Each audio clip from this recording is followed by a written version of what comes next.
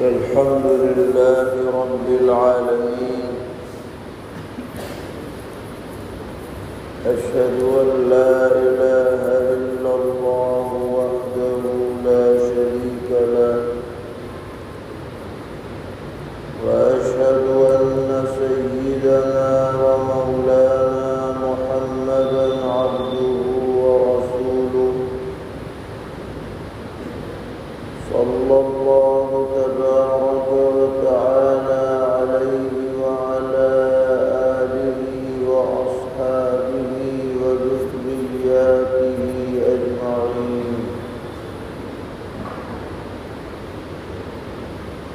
أما بعد، فأعوذ بالله من الشيطان الرجيم. بسم الله الرحمن الرحيم. يا أيها الذين آمنوا لا تلهكم أموالكم ولا أولادكم عن ذكر الله، ومن يفعل ذلك فأولئك هم الخاسرون. صدق الله مولانا العلي العظيم. محترم بھائیوں اور بزرگوں، ہم سب کو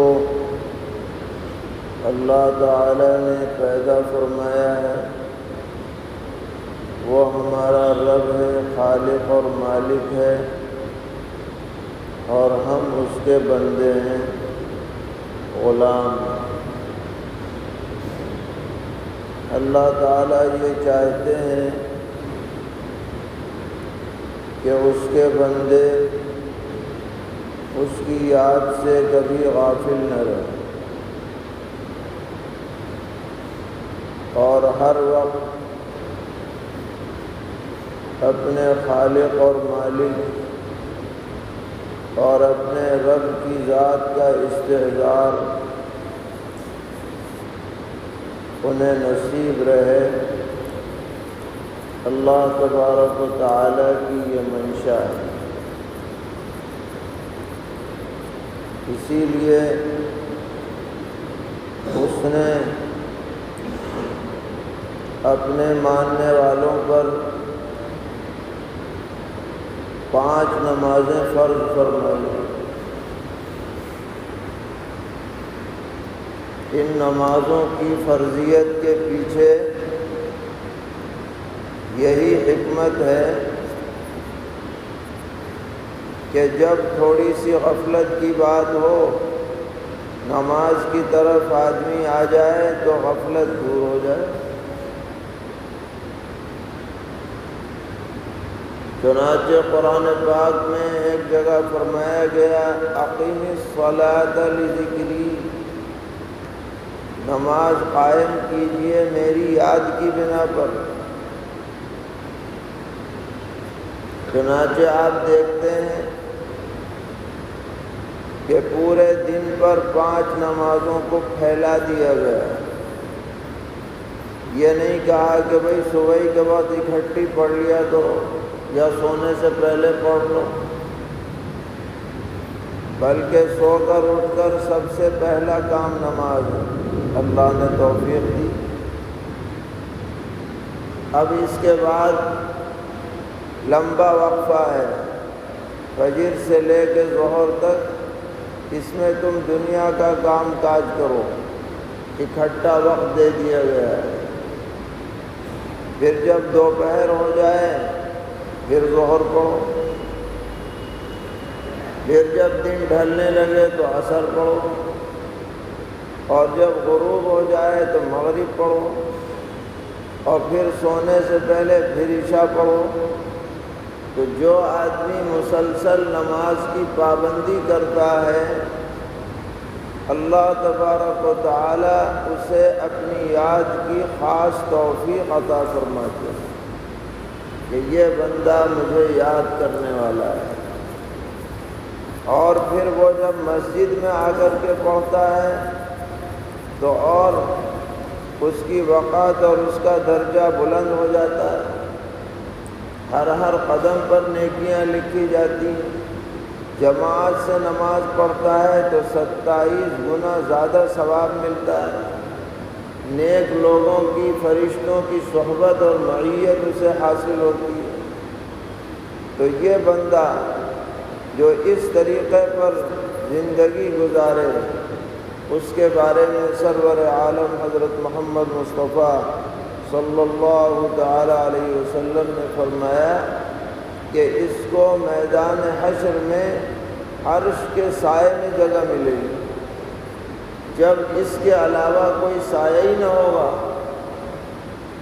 جن لوگوں کو اس دن وہاں جگہ ملے گی ان میں ایک آدمی وہ بھی ہے، رجل قلبہ معلق بالمساجد، وہ آدمی جس کا دل ہر وقت مسجد میں لگا رہے، ایک نماز پڑھ کے آئے، پھر اگلی، پھر اگلی، پھر اگلی، اسی میں لگا رہے۔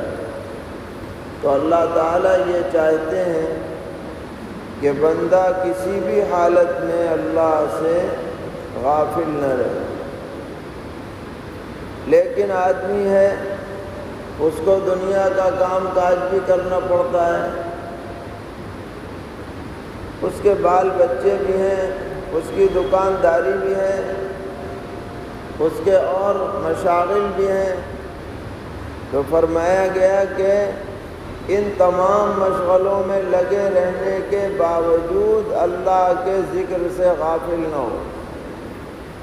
یعنی یہ چیزیں دین کے منافی نہیں ہیں کہ آدمی یہ سمجھے کہ بھائی دین تو بس یہ ہے کہ ہر وقت نماز ہی پڑھتے رہو، ہر وقت تسبیح ہی پڑھتے رہو، بلکہ دین کے اندر یہ بھی شامل ہے کہ آدمی بقدر ضرورت کمائے، یہ بھی دین ہے۔ پیغمبر علیہ السلام نے فرمایا کہ جو شخص حلال کمائی کرے اس نیت سے کہ وہ لوگوں کے سامنے ہاتھ نہیں پھیلائے گا، وہ اپنے بال بچوں کی ضرورت پوری کرے گا، رشتہ داروں کے کام آئے گا، اس نیت سے دکانداری کرے، تجارت کرے، حلال کمائے، فرمایا قیامت میں اس کا چہرہ 14ویں کے چاند سے زیادہ روشن ہوگا، حالانکہ تجارت کر رہا تھا، کاروبار کر رہا تھا، مگر نیت صحیح ہے۔ اس طرح سے اس نے کام کیا کہ کاروبار بھی چلا لیکن اللہ کی یاد سے غافل بھی نہیں رہا، اس کی آل اولاد بھی ہوئی، رشتہ دار بھی ہوئے، بال بچے بھی ہوئے، لیکن وہ اللہ کی بیان کردہ حدود سے باہر نہیں گیا اور اللہ کو یاد کرتا رہا۔ تو ایسا آدمی اللہ کی نظر میں پسندیدہ ہے۔ اور جو بال بچوں میں پڑھ کر اللہ کو بھول جائے، اللہ کے احکامات کو بھول جائے، تجارت میں ایسا لگے کہ نماز کی بھی اس کو فکر نہ رہے، نماز چھوڑ دے، تھوڑے سے فائدے کے لیے فرض کو ترک کر دے، یہ آدمی اللہ کی نظر میں ناپسندیدہ ہے۔ ہمیں یاد ہے ہمارے گاؤں میں ایک شخص بہت پکا نمازی تھا، ہر نماز میں صف اول میں نظر آتا تھا۔ ایک مرتبہ ہمارا جانا ہوا تو نظر نہیں آیا، پوچھا کہ فلاں حاجی صاحب کہاں ہیں؟ حاجی بھی تھے، اللہ مغفرت فرمائے، انتقال ہو گیا۔ تو لوگوں نے بتایا کہ وہ انہوں نے ایک بھینس خرید لی تھی، اور جب سے بھینس خریدی تو بس اسی کی خدمت میں لگے رہتے، اب نہلا رہے ہیں، اب کھلا رہے ہیں، اب پلا رہے ہیں، اس میں سب نمازیں سب غائب ہو۔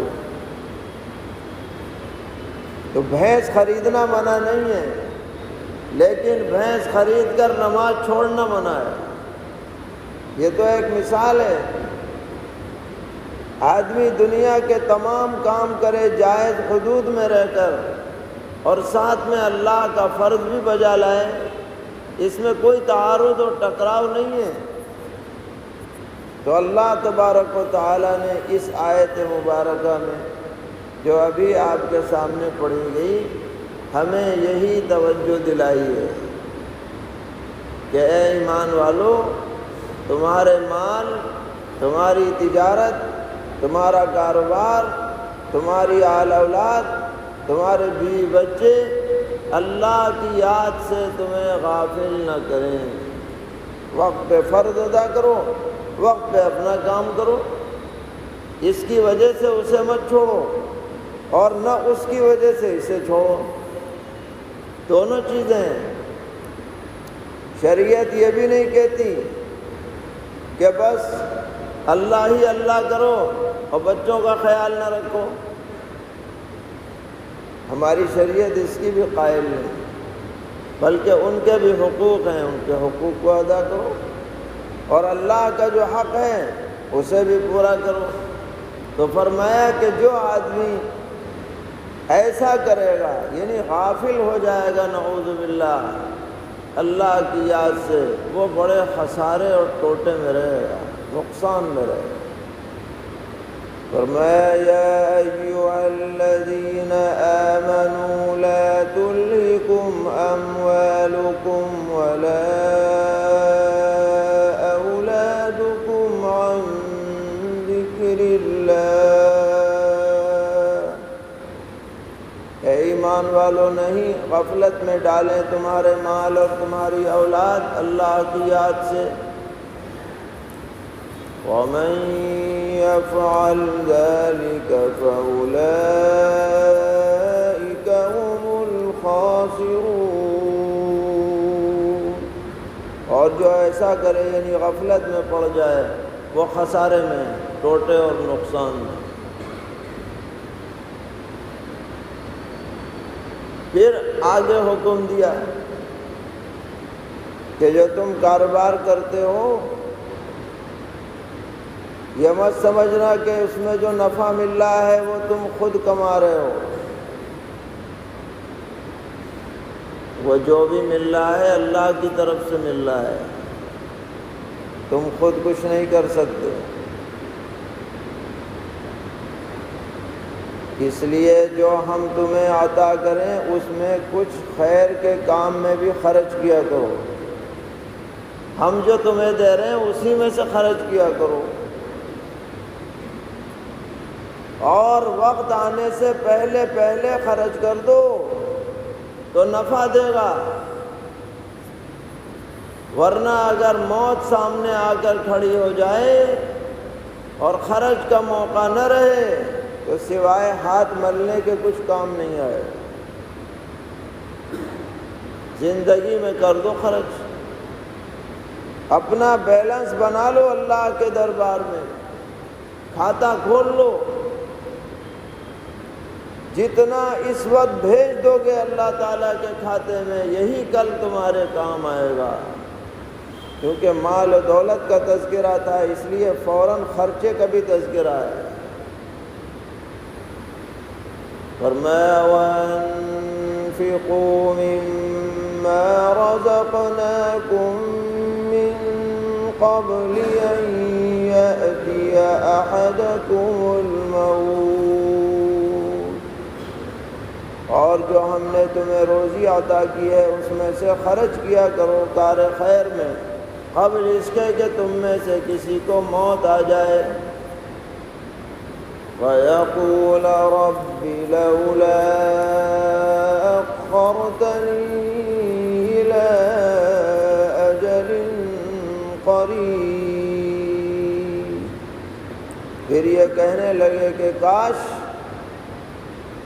میرا رب مجھے کچھ تھوڑی اور مہلت دے دیتا،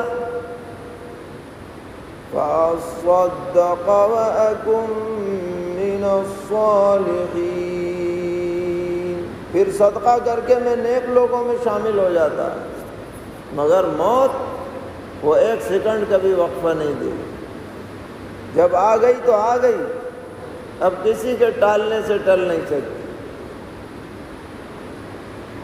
اللہ تبارک و تعالیٰ نے ہر شخص کے لیے ایک نظام بنا رکھا ہے، یہ ٹل نہیں سکتا، وَلَن يُؤَخِّرَ اللَّهُ نَفْسًا إِذَا جَاءَ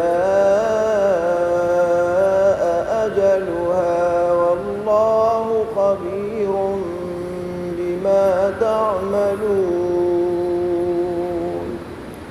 اور اللہ تبارک و تعالی جب وقت مقررہ آ جاتا ہے تو اس کو کبھی ٹالتے نہیں ہیں، اور اللہ تعالیٰ کو تمہارے کاموں کی پوری خبر ہے۔ تو یہ 3 آیتیں ہیں اور تینوں اپنے اندر بڑی اہمیت رکھتی ہیں۔ پہلی آیت میں توجہ دلائی گئی، غافل مت ہونا، کام سب کرو جائز حدود میں رہ کر، مگر ہمیں مت بھولو۔ دوسری آیت میں نیک کاموں میں خرچے کی ترغیب دلائی گئی۔ تیسری آیت میں اٹل فیصلہ سنا دیا کہ جب وقت آ جائے گا تو ٹلے گا نہیں، لاکھ کوشش کرو کہ اور تھوڑے دن مجھے مل جائے، نہیں ملنے والے، لہٰذا پہلے ہی کام کر لو سر۔ اللہ تعالی ہم سب کو عمل کی توفیق عطا فرمائے، غفلتوں کو دور فرمائے، اپنی رضا و خوشنودی سے مالا مال فرمائے۔ وصلی اللہ تعالی علی خیر خلقہ محمد وآلہ وصحبہ اجمعین برحمتک یا ارحم الراحمین۔ اللہم لک الحمد ولک الشکر لا نحصی ثناء علیک انت کما اثنیت علی نفسک فللہ الحمد رب السماوات ورب الارض رب العالمین وله الكبرياء في السماوات والأرض وهو العزيز الحكيم۔ اللهم صل وسلم وبارك وترحم وتحنن على سيدنا وحبيبنا وشفيعنا مولانا محمد وعلى آل سيدنا وحبيبنا وشفيعنا ومولانا محمد كما صليت وسلمت وباركت وترحمت وتحننت على سيدنا إبراهيم وعلى آل سيدنا إبراهيم إنك حميد مجيد۔ اللهم ربنا ظلمنا أنفسنا وإن لم تغفر لنا وترحمنا لنكونن من الخاسرين۔ ربنا لا تزغ قلوبنا بعد إذ هديتنا وهب لنا من لدنك رحمة إنك أنت الوهاب۔ اللهم ربنا آتنا في الدنيا حسنة وفي الآخرة حسنة وقنا عذاب النار وأدخلنا الجنة مع الأبرار يا عزيز يا غفار يا رب العالمين۔ اللهم إنا نسألك العفو والعافية والمعافاة الدائمة في الدين والدنيا والآخرة۔ اللهم إنا نسألك علما نافعا وعملا صالحا ورزقا واسعا وشفاء من كل داء۔ اللهم إنا نسألك الصحة والعفة والأمانة وحسن الخلق والرضا بالقدر۔ اللهم إنا نعوذ بك من جهد البلاء ودرك الشقاء وسوء القضاء وشماتة الأعداء۔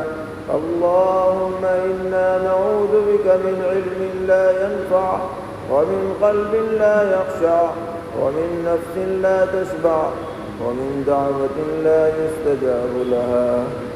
اللهم إنا نعوذ بك من شر هذه الأربع۔ الہ العالمین ہم سب کے گناہوں کو معاف فرما، ہماری غلطیوں سے درگزر فرما، کوتاہیوں سے صرف نظر فرما، شقاق اور نفاق سے ہم سب کی حفاظت فرما، اپنی رضا اور خوشنودی سے مالا مال فرما۔ جب تک بھی جینا مقدر ہے دین پر جینا نصیب فرما، جب موت آئے تو حسن خاتمہ عطا فرما۔ شیطانی نفسانی اثرات سے ہم سب کی حفاظت فرما۔ الہ العالمین اپنے نیک مقبول منظور نظر بندوں میں شامل فرما، ہمارے جو اکابر دنیا سے چلے گئے ان سب کی مغفرت فرما، درجات بلند فرما، قبروں کو نور سے منور فرما، جو موجود ہیں ان کی عمروں میں برکتیں عطا فرما، جو بیمار ہیں ان کو شفائے کاملہ عاجلہ مستمرہ عطا فرما، جو لوگ بے روزگار ہیں ان کو حلال طیب پاکیزہ روزی نصیب فرما، جو بے اولاد ہیں ان کو اولاد صالح عطا فرما، ہر خیر سے ہم سب کو مالا مال فرما اور شر سے محفوظ فرما۔ وصلی اللہ تعالی علی خیر خلقہ محمد وآلہ وصحبہ۔